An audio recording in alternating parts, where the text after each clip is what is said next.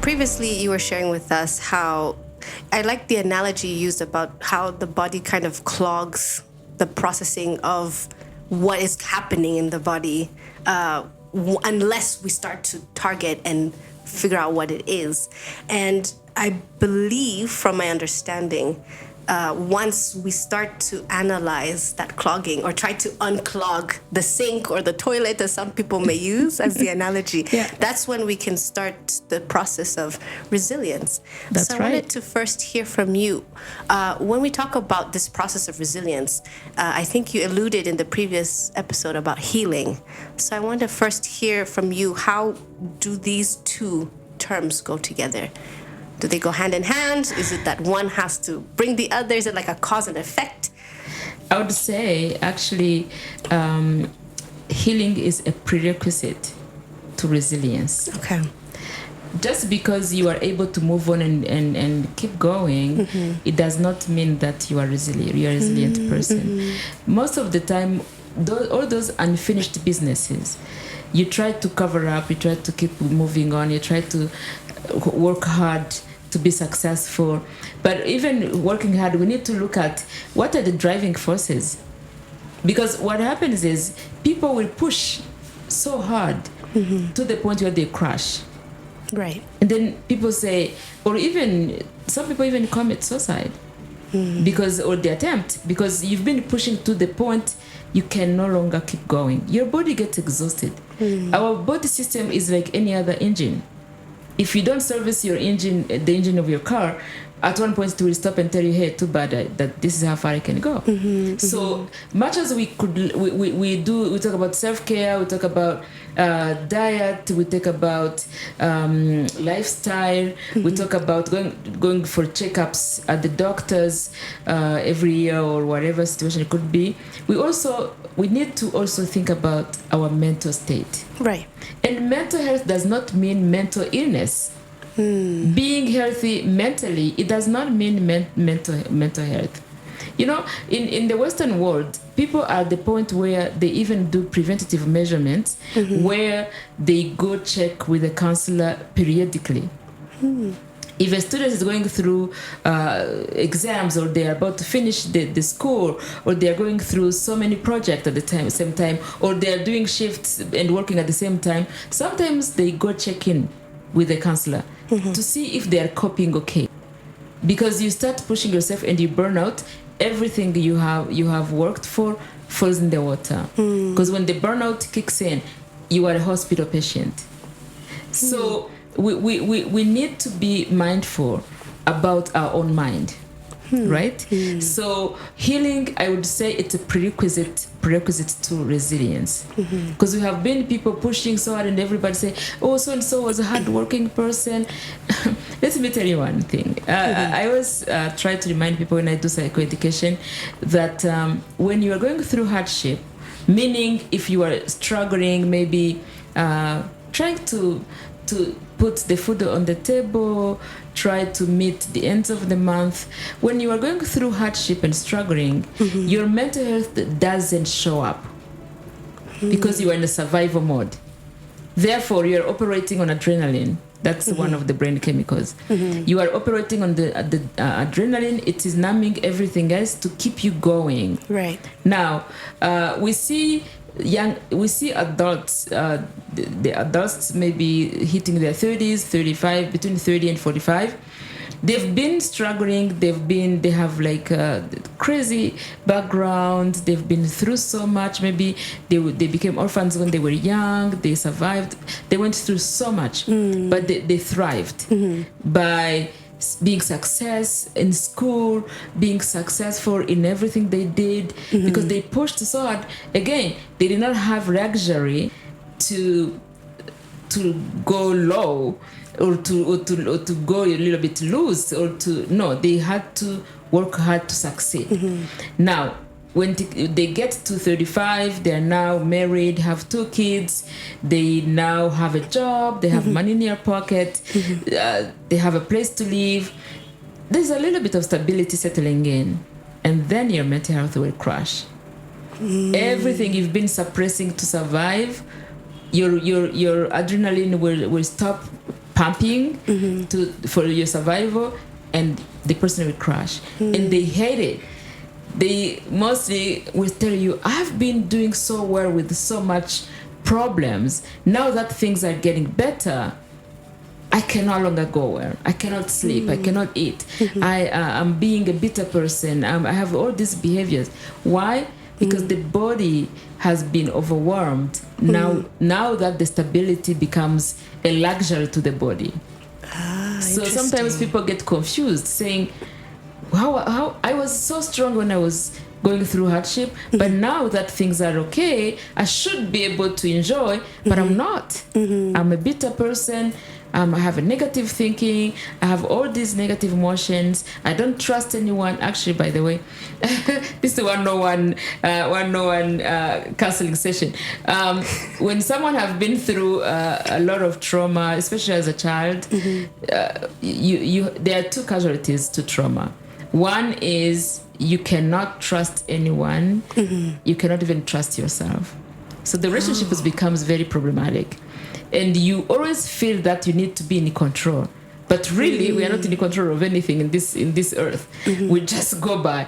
You cannot even control your own life. You cannot control your own children. So, and the push of always being in control and the push of never being able to trust becomes problematic. So the treatment or the therapy, whatever you can call it, getting help is a prerequisite to resilience.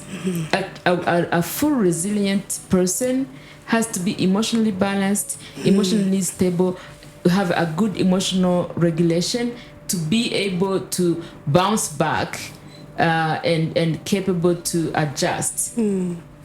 Does it make sense? It does. I think maybe to help viewers and listeners to look at it more in an applicable sense.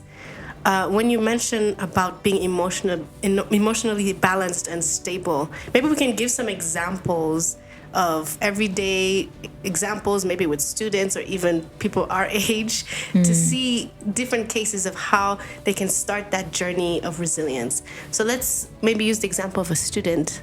Let's say they went through, I think the example that was used in the previous episodes on grief was, let's say you're doing really well in school and then something personal happens in your life, be it a loss of a loved one. And that then causes so much anxiety and worry. Maybe you're studying during COVID times, as some were going through, and they couldn't go home if they were studying abroad. And out of the blue, they lose this loved one and they can't even go back. And now they start to see their grades going down. So in this case, how could they begin that healing? Going through, of course, so many things are happening with the students. They're trying to balance the grief of the loved one, but also at the same time, they're trying to balance the challenges that come with being a scholar or a student, which is all of the assignments, and maybe there's an exam coming up. I had a dear friend who went through that as well when he lost his dad, where he was in the deep, like going through final exams for that term, and it was really hard to process. So maybe share with us, how could someone begin that process of healing in that particular case? That's an extreme. Scholars, we could even use the example of relationships, because they are always in trouble with relationships. But true. Let's go to the loss. I must say that for the loss, everyone should consult with a counselor. Any kind of loss, whether it's a job, whether it's a house you move to another area, right, whether it's a loved one, you need to go through counseling to be able to go through your loss a proper way. But most of people don't know that. They are quick on suppressing their emotions and move on. I see. That's the natural reaction for many people, because they don't even think anyone will understand their loss, because loss comes with the ownership. You own it. Sometimes you don't even want to let it go.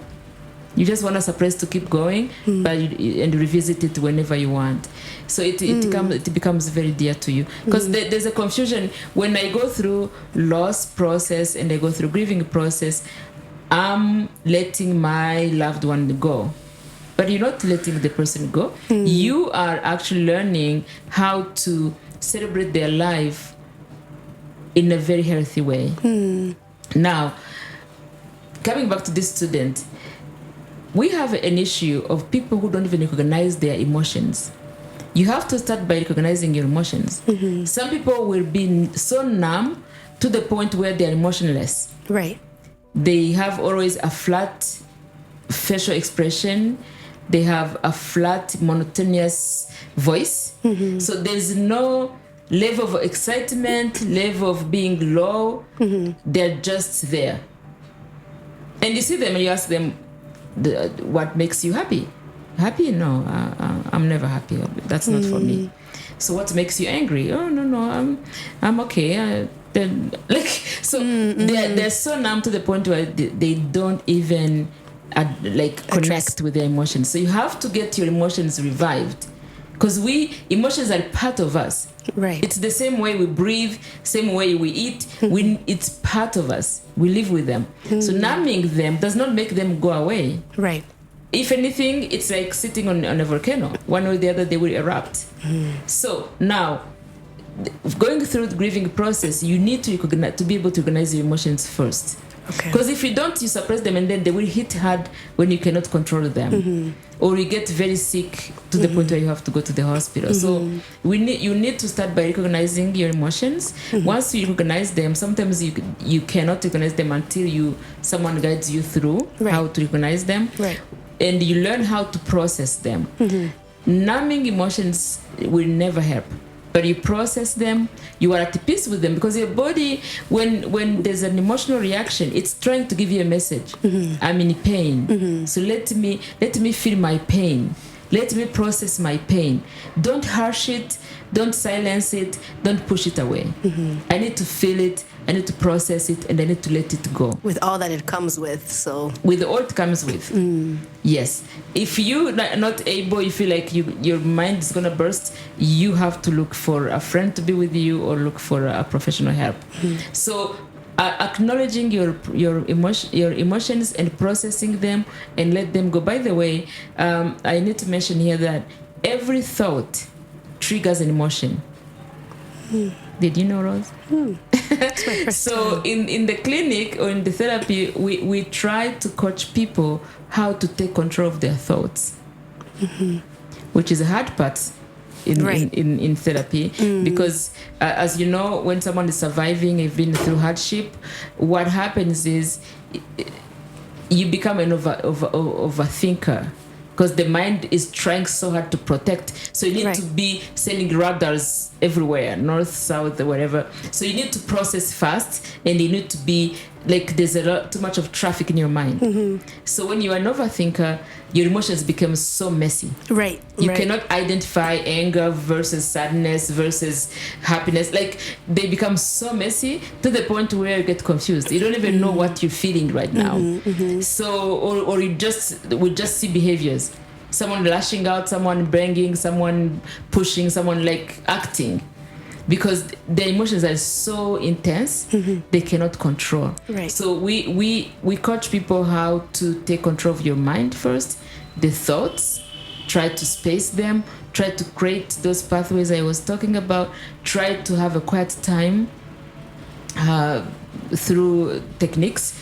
And then if you can take control of your thoughts, it will be easier for you to control your emotions. Now, once you can control emotions, you process them better in a healthy way. So therefore, you're starting to create space in your thinking and your emotion processing. Now, through that grieving process, until you get to that point, you will always be blocked. You will lose control, basically. So when you lose control, it affects your functionality, it affects your sleep, it affects everything else, as I said before. So again, I'm sorry to repeat myself, but I'm trying to say, to be resilient, you have to have that autoregulation. And to have autoregulation, you have to be able to be coached how to do it. And let's be frank, talking about emotions is going to be tough. What I can tell you, healing is possible. That I am not saying it's easy, but it is possible. I always tell my colleagues that I don't worry about those who already came to us, but those who are outside and who still struggle with the stigma and who don't even know that they can actually get better. Honestly, no one should living a suffering life. Let me say this. I always get in trouble when I say it, but okay. I want to say that Hope not. there's no event or experience in life that we cannot overcome. Human body is so this architecture of a human being, it's so strong, so powerful, but unfortunately we don't our full potential.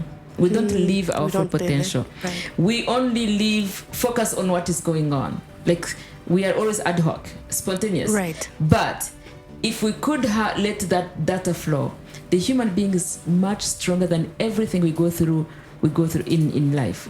So if we can put that in mind, we will live a healthy society. I think what we can learn from today's sharing is that we tend to think that for us to be strong, we have to be like head held high and not talk about it. But actually, you've challenged us today to say it's completely the opposite. We have to be willing to unclog that sink, unclog that toilet, Be vulnerable. And I think it's something that we should talk about more, and I'm grateful that you're here with us and can do that together. Resilience, when you try to bend a young tree, like a little stick, Okay. you bend it, it's flexible. That's what resilience does. It creates this flexibility in us that you flow. You don't necessarily get rigid. You don't get like your muscle don't concentrate all the time. So what resilience does, it makes you be flexible. You bend over, but you come back straight to the original position. That's a beautiful analogy. Yeah, that's the analogy. So that flexibility, that flowing of your emotions and your thinking and your inner self and your relationships, everything gets easier. It's unfortunate that people don't use therapy to be able to function better. I will say again, it's okay not to be okay. Thank you. Thank you.